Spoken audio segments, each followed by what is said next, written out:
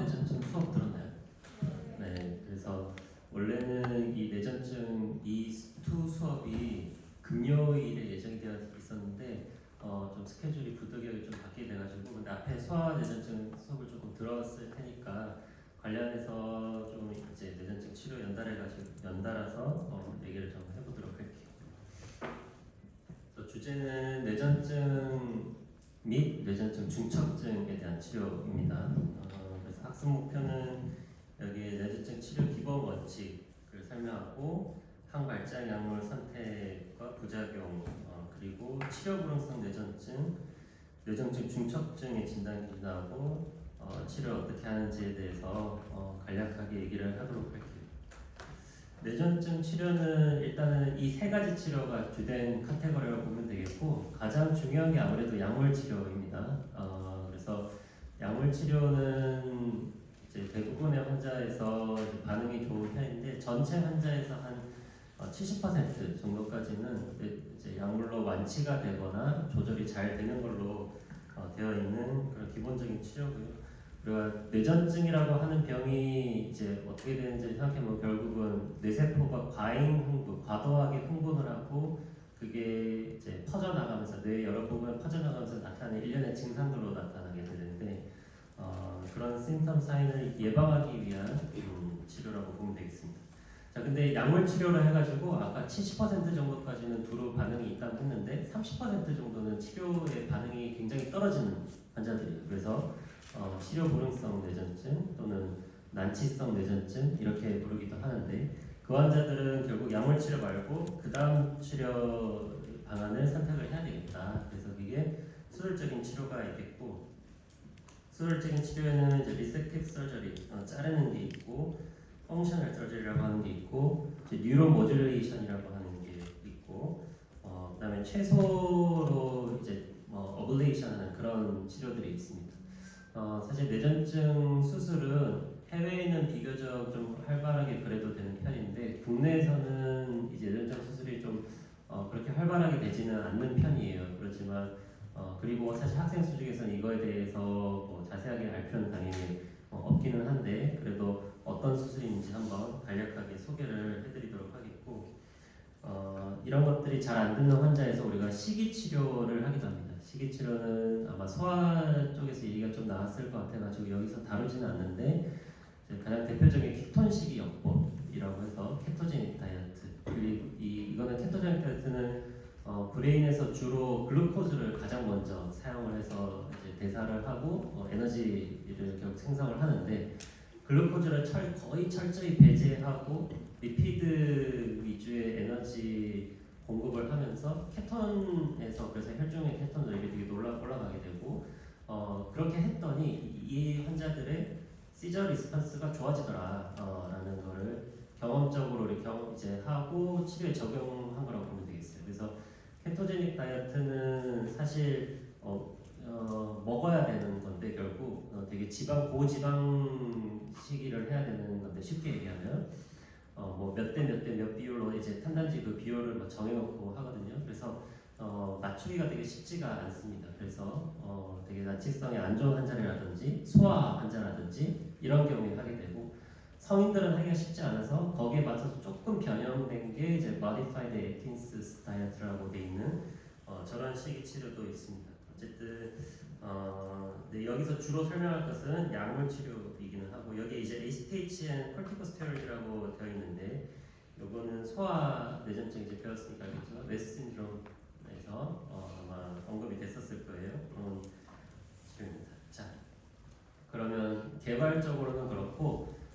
발작하는 환자가 뇌전증으로 진단을 받았다. 환자 교육을 일단 먼저 해야 되겠죠. 이 환자들이 하면 안 되는 것들이 무엇이 있겠느냐? 약물을 일단 꾸준하게 잘 먹어야 되고, 메디케이션 스킵을 해가지고 시저 프로보케이션이 되는 경우가 굉장히 흔해요. 그래서 약물은 꾸준하게 잘 복용을 해야 되겠고, 수면 부족이라던가 과다 스트레스, 음주 같은 것들이 마찬가지로 유발 요인이 될 수가 있습니다. 그래서 그거에 대해서 조절을 해야 되겠고, 환자가 시저가 생겼을 때, 오라가 생겼을 때 어떻게 좀 대처할지에 대한 교육을 해줘야 되겠고, 증상이 얼마나 자주 있는지 가능하면 기록을 해놓는 게 진료 볼 때 도움이 되겠고, 자, 그다음에 근무 위험성 이렇게 이제 되어 있는데 시저라고 하는 거는 본인이 컨트롤할 수가 없죠.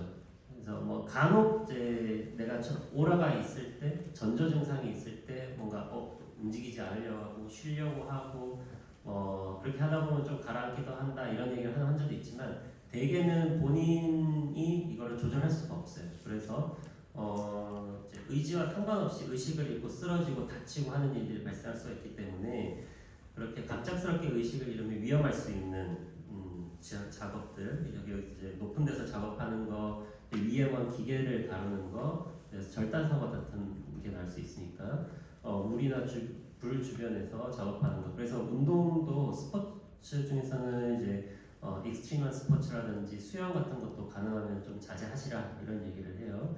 그다음에 운전은 여러분이 뭐 뉴스 같은 거 한 번씩 봤을지는 모르겠는데 거기서 뭐 뇌전증 환자가 교통사고를 일으켰다느니 그런 얘기들이 있는데 사실 엄밀히 따지면 뇌전증 환자 전체에서 교통사고를 내는 비율이 뭐 일반이나 다른 질환에 비해서 그렇게 크게 높다고는 하진 않아요. 그런데 갑자기 의식을 잃는 병이다라고 하니까 이제 굉장히 겁내하고 주변에서도 겁내하고 본인도 겁나하는데 우리가 보통은 1년 정도는 최소 발작이 조절이 되어야지 조절이 된다는 건 약을 먹어서 조절이 되든 약을 안 먹더라도 증상이 없든 해야지 이제 운전을 할 수 있다라고 소견을 냅니다. 의사 소견을 냅니다. 법적으로 그게 효력이 있는 것은 아니지만 그래도 만약에 예를 들어서 운전하는 버스 운전을 하는 이제 환자가 시저가 이제 처음 발생을 했다. 그러면 의사의 입장으로서는 당신은 지금은 직업을 쉬어야 되는 타이밍이라는 것을 강력하게 공고를 해야 되고 이제 업장에도 그런 얘기를 전달을 해야 되는 거죠. 원래 내가 알고 있기로는 버스 운전은 최근 10년간에 저런 발작 기록이나 이런 게 없어야지 아예 처음에 시작을 할 수 있는 걸로 알고 있어요. 그런 식으로 제한이 좀 있습니다. 비행도 마찬가지겠고. 자, 그 다음에 임신이나 출산, 수육 이런 부분에 대해서도 이제 영 에이지의 그런 여성분들 환자 같은 경우에는 당연히 이제 상담을 좀 해줘야 되겠죠. 에필랩시가 지네틱 디스오더인가요? 네, 에필랩시가 지네틱 디스오더일까? 유전적인 요소가 있기는 하지만 이게 이제 부모가 알았다고 해서 그게 다 유전이 되는 건 아니잖아요. 그래서 유전자적인 그런 제네틱한 팩터가 있기는 하지만 그래서 이제 내가 에필랩시면은 에필랩시인 아기를 낳게 될까 이런 걱정을 하는 환자들 되게 많은데 리스크가 올라가는 건 맞지만 이게 당신한테서 직접적으로 그게 유전이 되는 것은 아니다라는 얘기를 하고 그 다음에 이제 약물 치료를 그렇다고 해서 임신을 한다고 해서 중단할 수가 없어요. 계속 복용을 하면서 해야 되기 때문에 그런 거에 대한 이제 교육이 같이 들어가야 됩니다. 남자 젊은 환자 같은 경우에는 군대 관련해서 시저를 하면은 일단 에필랩시가 진단이 명확하게 되는 환자라면 군대가 면제가 됩니다. 뇌파에서 이상이 보이거나 MRI에서 이상이 보이거나 2년 이상 치료를 받거나 이런 것들이 있으면 뭐 그런 부분들도 있다. 보호자도 어떻게 이제 시저를 했을 때 매니지를 할 것인지 이런 것을 교육을 하도록 되어 있습니다. 자, 그러면은 시저 매니지먼트에 대해서 기본적인 부분을 한번 설명해 봅시다. 환자가 갑자기 전신 발작을 하고 있다. 이제 뭐를 처음에 해야 될까를 이제 오늘 영상도 아마 봤을 테니까 소아내전증 환자 영상도 봤을 테니까 그런 환자가 막 내 앞에서 시저를 하고 있을 때 뭐를 첫 번째로 해야 될까가 여기 이제 나와 있다고 보면 되겠어요. 일단은 첫 번째 환자 안전입니다. 환자가 일단 안 다치게 하는 게 가장 우선이에요. 그래서 주변에 위험한 물건이 있는지 머리를 계속 뭐 떨고 몸을 떨고 하면서 바닥에다가 쿵쿵 부딪히고 있다면은 그런 것도 좀 쿠션을 내준다든지 뭐 이런 것들이 필요하겠고 환자가 이제 그 침이 좀 많이 날 수가 있기 때문에 그런 것들이 흡인이 잘못되면 이제 아스피레이션 뉴모니아가 생길 수가 있어요. 그래서 그런 흡인을 예방하기 위해서 고개나 몸을 옆으로 돌아 눕혀주는 게 도움이 될 수 있는데 만약에 지치 시절에 계속 힘이 들어가서 뻣뻣하게 하고 있는 상태라면 몸 돌리기 힘들겠죠. 그럴 때는 끝나고 나서 해도 됩니다. 그래서 그런 부분들. 하지만 이제 여기 이제 중요하게 하지 말아야 될 것들 얘기 있는데 발작하는 환자를 굳이 그게 위험해서 옮기는 게 아니라면은 이제 막 뻣뻣하고 떨고 이런 환자를 어디론가 옮기려고 하고 그러지 않아도 되고 이거를 막 떠니까 옆에서 막 주물러주고 안 떨게 잡으려고 하고 이렇게 환자를 리스트레인하고 이런 경우들이 간혹 있어요. 보호자들도 그런 거 하지 마시라 얘기를 하고요. 그다음 입안에 물체를 넣는 행위 하지 말라고 합니다. 이제 옛날에는 서랍장 같은 거를 입안에다가 끼워놓고 그랬어요. 이게 막 환자가 얼굴에 토닉하게 힘이 들어가고 그러니까 혀를 깨물고 막 이런 일들이 많아서 깨물지 말라고 막 입에다가 수건 물려놓고 막 이런 거를 했는데 이제는 뭐든지 간에 그냥 입안에 있는 물에 뭐 넣지 말라고 얘기하고 있어요. 그리고 이제 모든 환자가 마찬가지겠지만 그러고 나서 환자 안전 확보를 하고 나서 에어웨이, 브리딩, 서큘레이션 어떻게 되는지 아무래도 에어웨이와 브리딩이 주로는 이제 문제가 되는데 아까 얘기했던 그런 아스피레이션 되는 문제 뭐 식사하다가 예를 들어 발작하면은 그런 음식물이 아예 넘어가는 경우가 생길 수도 있고 그리고 이제 GT 시저 하다 보면은 완전 사이언틱해져가지고 환자가 시츄에이션이 뭐 60대, 70대 뭐 그 밑에까지도 떨어지는 경우가 일시적으로 생길 수도 있고 해서 그런 것들이 보이면은 이제 산소도 주고 해야 되겠죠. 네, 그 다음에 하이포글라이세미아가 있으면 시저가 유발될 수 있기 때문에 혈당 검사 같은 것도 다 해야 되겠습니다. 그리고 나서 환자의 임상 양상, 시저 세미올로지가 어떻게 되는지를 보는 거예요. 환자가 의식은 있는지 없는지, 어디를 떨고 있고, 고개를 들고 있는지, 눈을 어떻게 하고 있는지 이런 것들.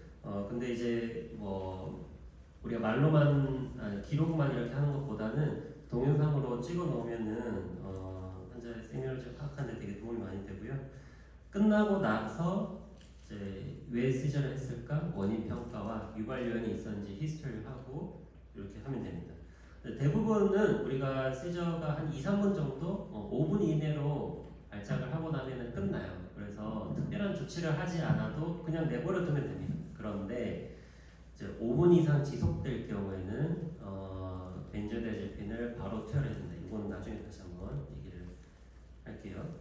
자 그러면은 여기서 항발장약의 치료 시작이라고 썼는데 우리가 항발장약 엔티시저 메디케이션이라고 부르거든요. 옛날에는 안티컨벌선트, 안티에필렉틱 드러그 이렇게도 불렀는데 이제는 안티시저 메디케이션이라고 약을 그 이름을 바꿨어요.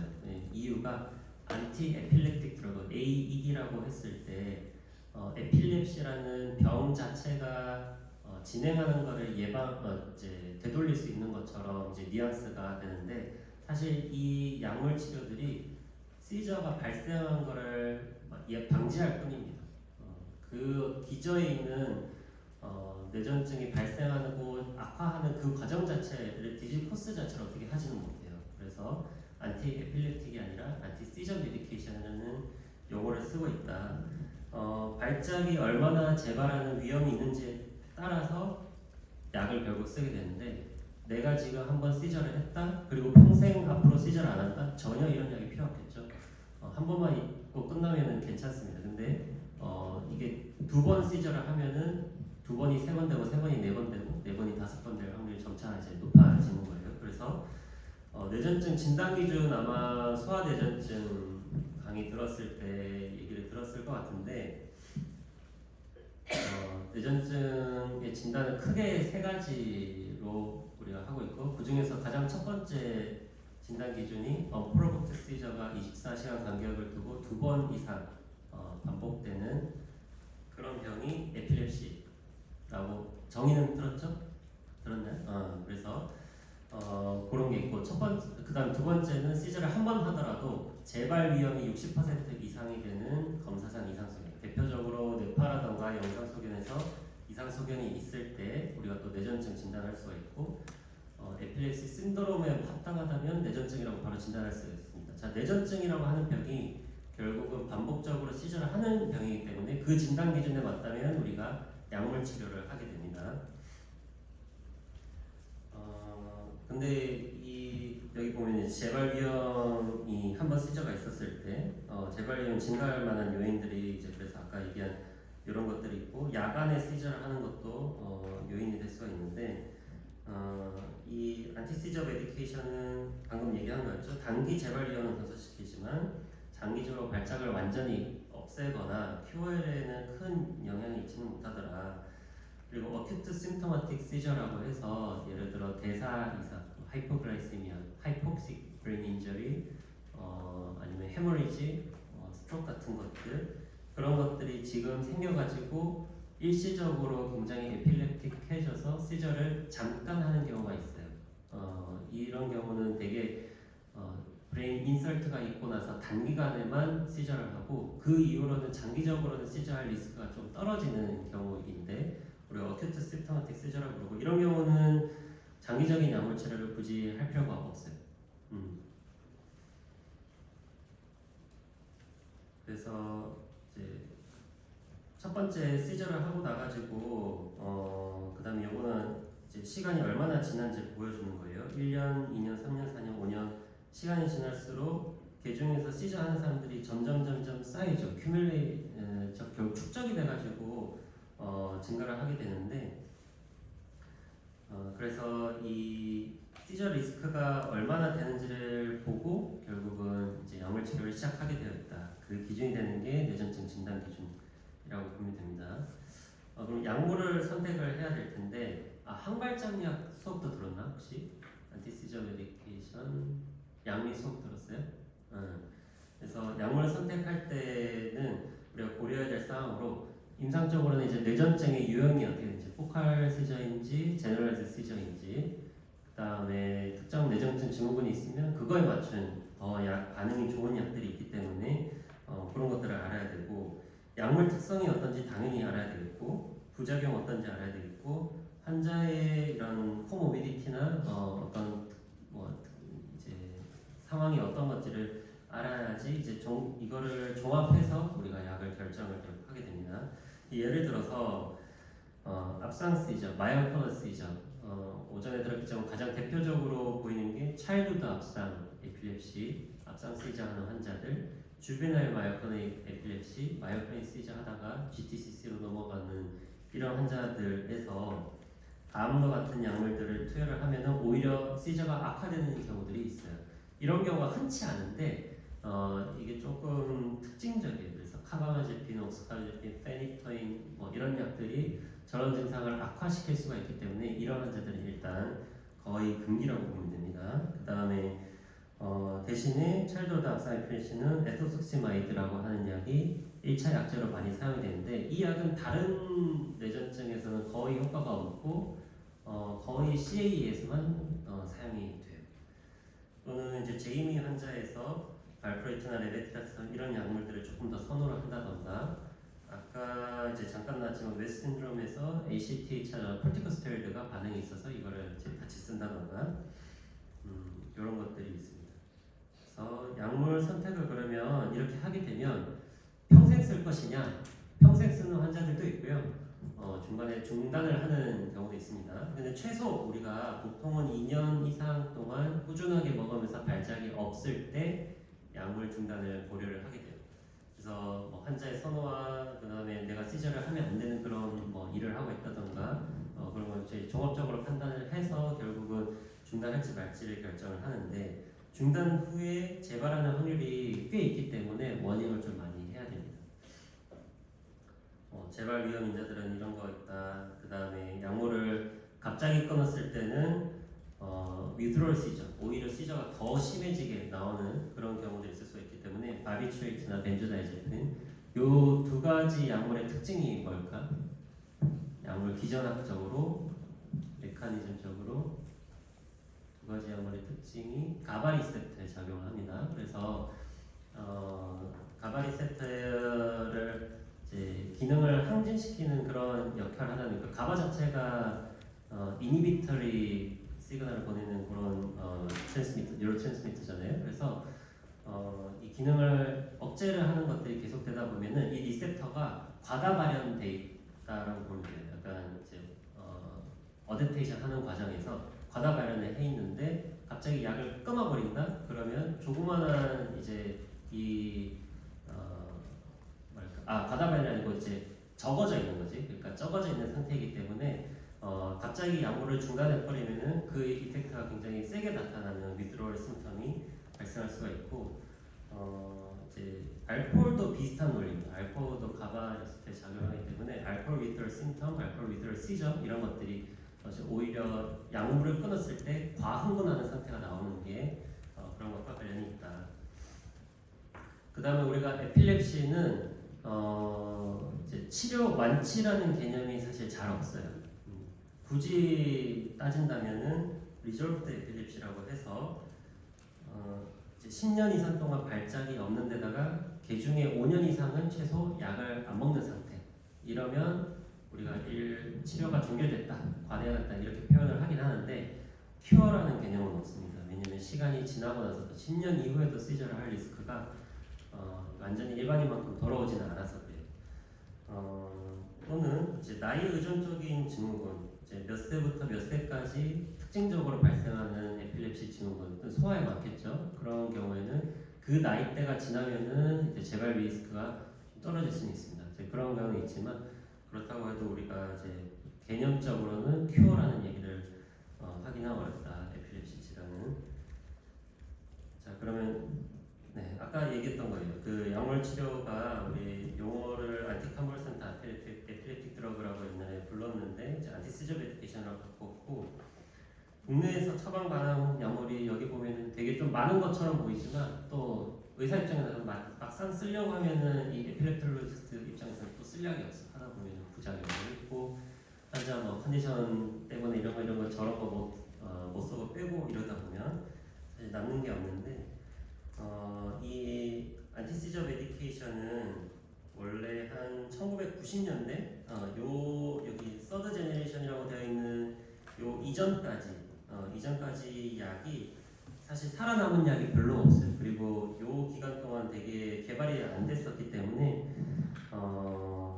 이제 현재 나오는 개발되는 약들도 이 에피커시를 평가할 때 다 이때 개발이 되었던 카바마제핀, 발프로이트 이런 거를 기준으로 에피커시가 있다 없다 이제 평가를 합니다. 그래서 퍼스트 제너레이션, 세컨, 서드 제너레이션 이렇게 이제 시간이 가면서 뭔가 새로운 약들이 개발이 되고 있고 1990년대 이후로 좀 폭발적으로 약들이 좀 많아졌어요. 그렇지만 에피커시 측면에서 뭐 하나 빼어나게 이게 제일 좋다. 뭐 드러그 오브 초이스라고 부를 만한 약이 없어서 별로 없어요. 그래서 되게 약이 좀 다양합니다. 그래서 시장이 좀 치열하죠. 그래서 이제는 효능을 뭐 더 좋게 만들고를 기대하기보다는 부작용을 더 좋게 만들고 내약성을 좋게 만들고 환자가 복용하기 쉽게 만들고 그런 쪽으로 좀 많이 되고 있는 편이에요. 안티시저 메디케이션 양리 수업을 들었으면 아마 봤을 것 같은데 이 기전 그림 여기서 중요한 거 몇 가지 한번 리마인드하고 갑시다. 볼티지 게이티드 소디움 채널, 그래서 소디움 채널 블로커라고 부르는 게 뉴로널 셀의 과흥분을 억제하는 약들이겠죠. 그래서 여기 약들이 있고, 그다음에 아까 얘기했던 가바 리셉터에 작용하는 약들, 벤조다이제핀, 바비트레이트가 대표적이고, 요거는 이제 복합적인 기능을 나타내는 것 때문에 여기서 지금 언급을 더 하지는 않을게요. 그리고 이제 암파 리셉터 이제 이 브레인에서 아까 excitatory neurotransmitter, inhibitory neurotransmitter 이런 얘기를 했는데 excitatory neurotransmitter의 가장 중요하고 가장 흔한 물질이 이 글루타메이트라는 거예요. 글루타메이트의 리셉터가 3개가 있거든. 들어간 적 있죠? NMD, 암파, 카이네이트라고 하는 게 있는데 그 NMD 리셉터를 어느 정도 억제하는 그 기능을 가진 약물들 이거는 다른 메커니즘도 있는 것 중에 이런 것도 추가로 있다는 거고 그래서 셀렉티브하게 NMD만 확실하게 블로킹하는 거는 뭐 지금 거의 없다시피 한데 암파 리셉터에 블로킹하는 약은 페람파넬이라고 있어요. 비교적 신약이고 새로운 기전으로 개발이 된 약인데 페람파넬이라는 약이 있다. 그리고 이 뉴로트랜스미터가 시냅틱 베지클, 프리 시냅틱 너브 엔딩 내에 시냅틱 베지컬 안에 뉴로트랜스미터 이제 들어와 있다가 정기적인 신호가 오고 칼슘이 들어오고 그러면 이게 이제 이 리셉터에 작용하면서 이 시냅틱 베지컬이 멤브레인에 붙어가지고 안에 있던 뉴로트랜스미터가 방출이 되죠. 근데 이 SV라고 하는 시냅틱 베지컬 2A 프로틴을 모듈레이션 하는 약이 레베티라세탐입니다. 레베티라세탐. 그래서 이거 암파, 레베티라세탐 이런 것들은 한 가지 채널에 딱 거의 뭐 한 가지 정도, 한두 가지 약이 있는 거여서 시험 문제 좀 되게 좋겠지. 네. 그리고 우리 그 다음에 또 한 가지 헷갈릴 수 있는 거는 가바 리셉터 아까 뭐 작용하는 약 얘기를 했는데 약 중에 가바펜틴, 프렐가발린이라고 하는 약들은 이름에 아예 가바가 들어가 있죠. 그래서 아 가바에 작용하겠구나 라고 착각할 수가 있는데 아닙니다. 이게 칼슘 채널에 작용을 하는 약들이에요. 그래서 원래는 가바의 구조물하고 비슷하게 만들어가지고 이름인 가바자가 들어가는데 실제로 작용하는 채널을 보니까 여기 뭐 알파2 섭 델타 서브 유닛 칼슘 채널 여기에 작용을 하더라. 그리고 이 그래서 넘어갑시다. 그 다음 장에 그거를 조금 이제 써놨는데 볼트주게이트 소디움 채널 블로커 아까 얘기한 거 그리고 가바펜틴 프렐가발린은 칼슘 채널에 작용한다는 거 레베티라세탐이 시냅틱 베지클 프렌파는 암파 가바에 작용하는 벤조디아제핀 바비트레이트 이런 것들이 있다. 그래서 발작 양상에 따라서 그러면 한 발작 약을 어떻게 선택하느냐 가이드라인처럼 나와 있는 것들이 있지만 이제 이것만 사용할 수 있는 건 아니에요. 그래서 약이 이게 안 되면 저거를 써보고 여러 가지 시도를 해볼 수 있는데 그래서 요거는 참고하는 사항으로만 이렇게 이제 넣어놓은 거고 다만 아까 얘기했던 그뭐 박상 에필랩시라든지 시저라든지 마이오프린 시저가 있을 때는 이런 약들은 적어도 금기에 해당하겠다 이런 거 정도는 알아두시면 좋겠습니다. 자, 항발작약 주요 부작용도 이제 좀 알아야 되겠는데 이런 거를 알아야지 환자한테 결국 약물 치료를 어떻게 할지를 결정을 하겠죠.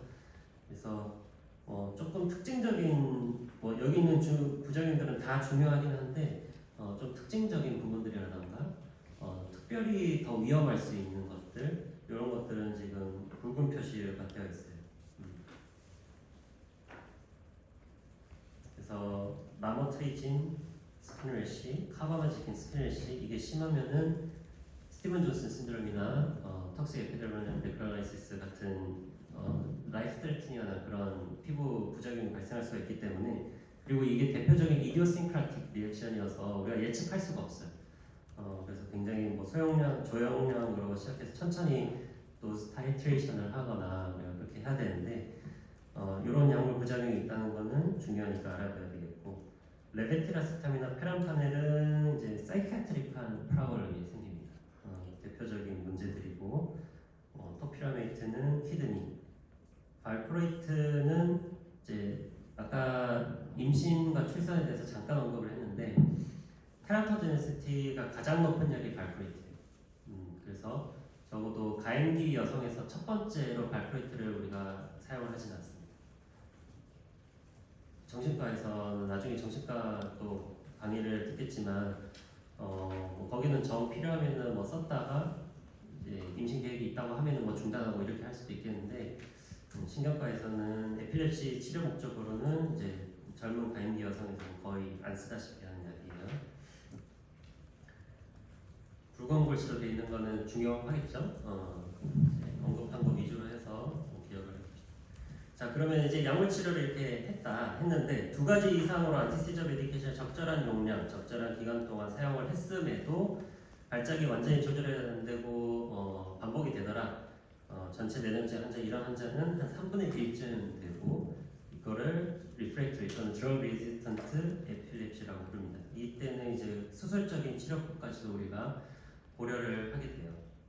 그래서 수술은 뭐 간단하게 한번 어떤 것들이 있는지 좀 보여주기만 할게요.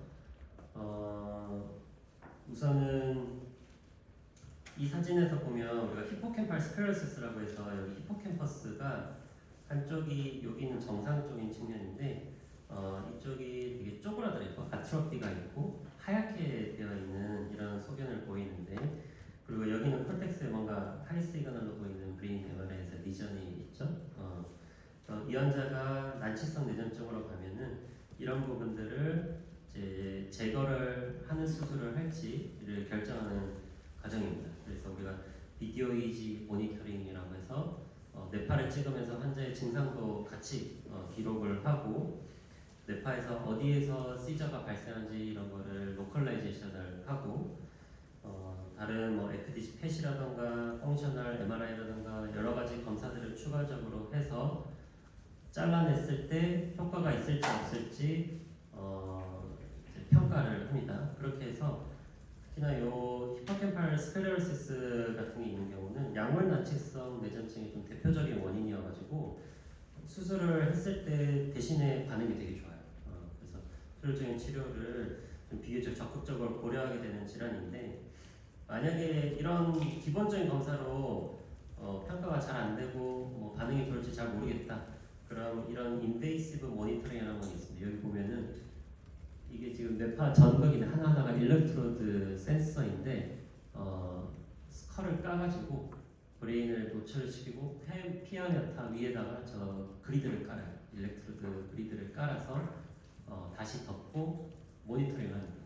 비디오 이지 모니터링을 해서 시저가 발생하는 게 어디서 생긴지 이런 걸 더 이제 국소화를 더 자세하게 하고 어디서 어디까지 자를지 이런 거를 결정하고 하는 그런 검사까지 하기도 하고 요거는 두개골을 열어서 해야 되는데 이제 최근에는 겉에서 두개골을 아예 정의적으로 스테레오탁틱하게 이 기계를 이용해서 밖에서부터 이 침 형태의 일렉트로드를 아예 박아버려요.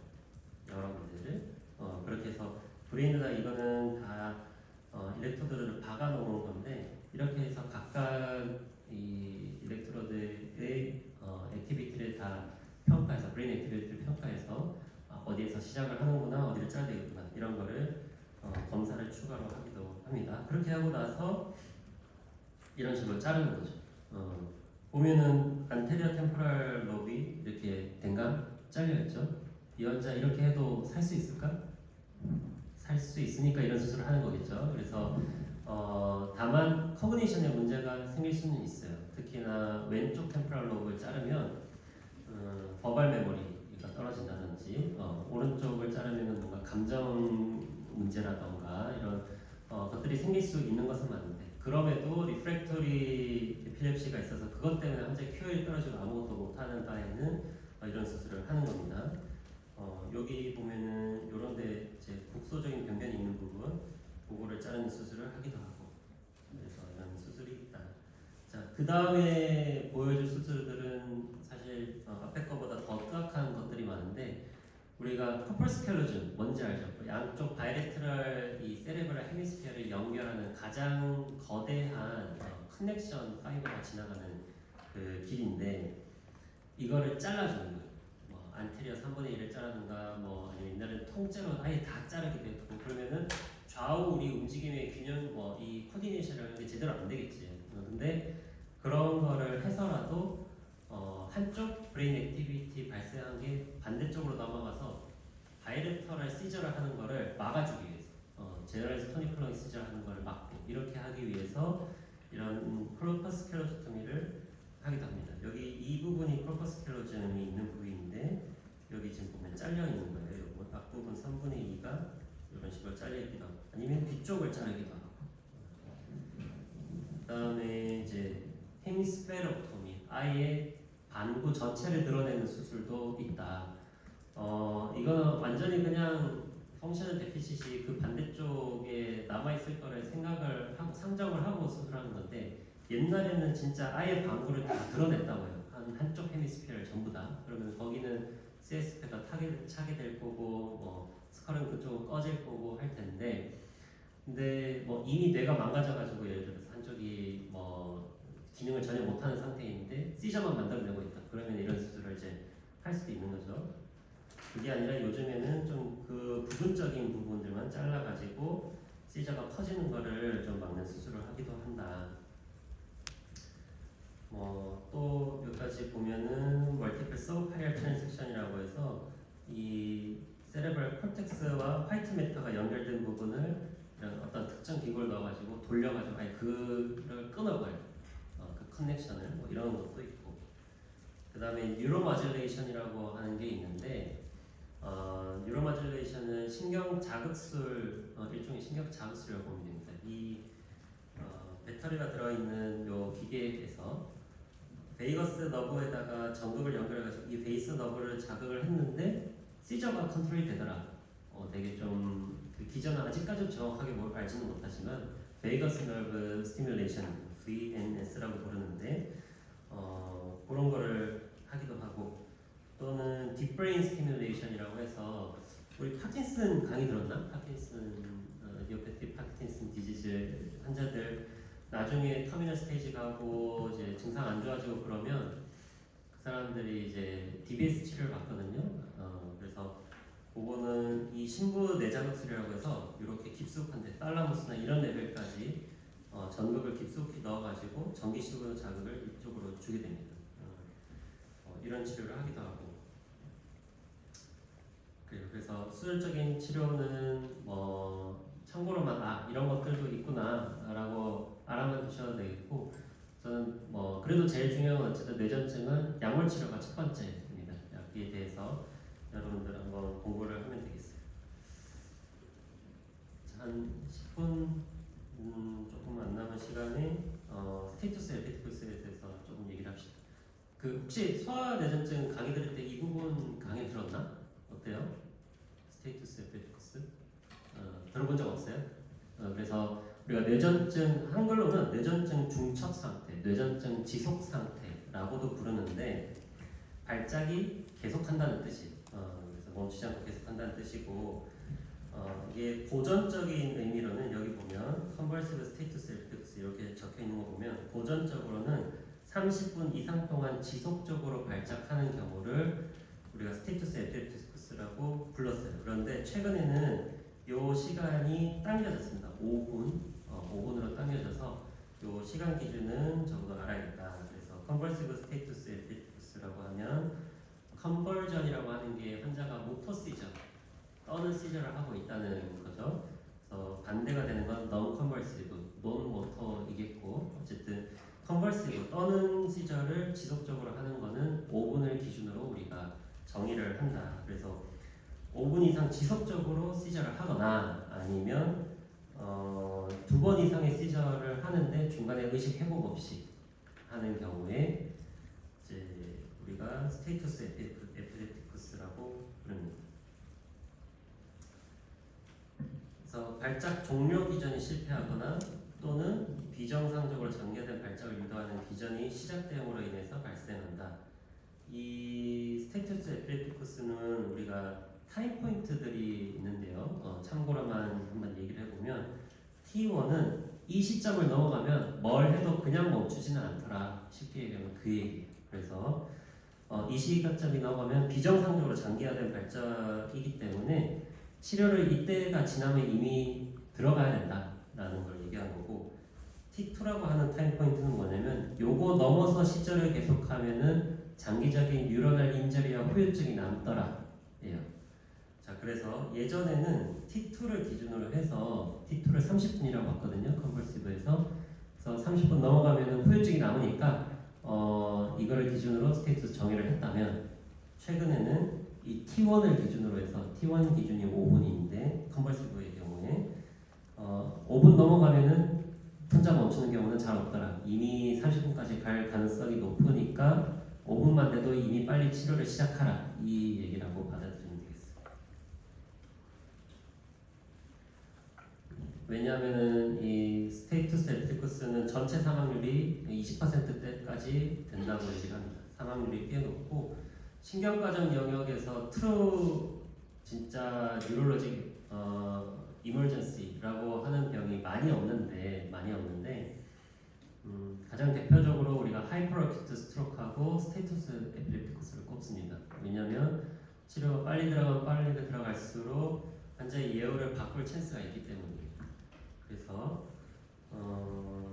네, 그렇고 처음에 스테이터스 레프티쿠스로 오면은 그것만으로도 이 사람은 나중에 시저 한 번 했을지언정 나중에 재발 위험이 높아집니다. 그래서 이제 위험도가 여기 3.3배 증가하고 있죠. 그리고 예후가 나쁠 만한 인자로는 뭐 이런 것들이 있다. 이런 스테이터스 레프티쿠스는 단순하게 뇌세포가 과흥분하고 그게 멈추는 기전이 제대로 작동하지 않아서 지속이 되고 이런 것뿐만 아니라 여기 보면 뉴로펩타이드 익스프레션이라든가 지네틱한 체인지라든가 이런 장기간 되면서 나오는 그런 여러 가지 이 브레인 내의 이런 피지올로지컬한 체인지가 패톨로지컬하게 좀 바뀌기 때문에 그냥 가만히 둬도 시저 액티비티가 많아지는 그런 문제가 생겨버려요. 그래서 시저가 멈추지 않게 된다. 자, 원인은 넘어갑시다. 모든 원인이 다 스테이터스 에피디크스의 원인일 수 있고 그 중에서 크로니아가 커즈로 따지면은 약을 잘 먹던 사람이 중단했을 때가 또 비율이 높다. 그래서 약은 꾸준하게 잘 먹어야 했다고 처음에 얘기했던 게 그겁니다. 자, 스테이터스 에피디크스를 학생 수준에서 알아야 되는 거는 진단 기준과 치료라고 볼 수가 있는데 사실 치료가 여기 보면은 시저 했을 때 0에서 5분 정도 어떻게 하면 되고 어떻게 하면 되고 이거는 이제 읽어보면 다 이해할 수 있는 내용들이에요. 이거는 크게 어렵지 않고 그럼에도 불구하고 시저를 지속한다 5분 이상이 지나가면 스테이투스라고 했죠. 그러면은 약을 써야 되는데 가장 먼저 써야 되는 약이 뭘까? 정답은 벤조다이제펜입니다. 벤조다이제펜 이거는 이거는 족보 문제고 나중에 국시나 뭐 이런 데서 아마 나왔을 거예요. 그래서 여기 보면 뭐 인트라머스큘러 미다졸라인, 인트라비너스 로라제팜, 인트라비너스 다이제팜 뭐 이렇게 쓰여 있는데 흔히 IV 로라제팜을 씁니다. IV 로라제팜. 자 이렇게 약을 썼는데 안 멈춘다 하면은 그 위에 추가적으로 주사 항발작 약을 써요. 그런데 이제 여기서부터는 에비던스 레벨이 떨어집니다. 여러분들이 여기까지 뭐 알 필요까지는 없을 것 같고 하지만 뭐 주사 항생제를 쓰고 이것까지도 안 되고 계속 1시간 이상도 뭐 시저를 계속하고 더 쓸 약도 없다. 이제 그 다음에 하는 게 우리가 흔히 얘기하는 코마 테라피라는 거를 해요. 코마 치료라고 하는데 컨티뉴어스하게 미다졸람, 프로포폴 뭐 이런 것들을 투여해서 아예 브레인을 셧다운 시키는 거예요. 완전히 재우는 거나 마찬가지로 시저 액티비티가 못 나오게 그런 식의 치료를 하기도 합니다. 조금 한 5분 정도 빨리 끝나기는 했는데 여기까지 강의 내용 중에 혹시 질문 있는 사람 있어요?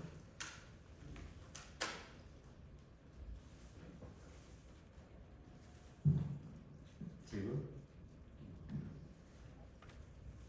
자, 중요한 거 한번 몇 가지 좀 보면 초반에 왜 기본적인 얘기들 많이 했죠. 그래서 발작을 할 때 어떻게 관리해야 되는지, 뇌전증 치료 원칙이 기본적인 게 좀 어떻게 되는지, 그거는 조금 알아봐야 되겠고,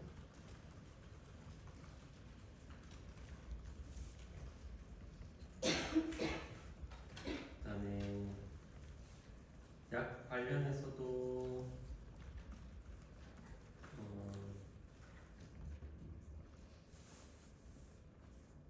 부작용, 뭐 중요한 주요 부작용 어떤 거 있는지는 한번 조금 체크를 하시고, 그리고 기전이 조금 특이한 약은 이런 게 있을 수 있으니까 그런 거 좀 기억을 하면 되겠고, 그럼에도 불구하고 소듐 채널 블로커가 제일 많은데 소듐 채널 블로커에 어떤 것들이 좀 포함되는지는 받는 게 좋기는 해요. 요거는 근데 항발작약고 양리 수업에서 문제가 나올 수도 있겠구나. 그렇고 마지막에 얘기했던 스테이터스 레프티쿠스 정의가 어떻게 되는지 치료가 어떻게 되는지 간단하게 어려울 거 없이 얘기했으니까 시험 문제는 어렵진 않습니다. 질문 없으면은 강의 마치도록 할게요.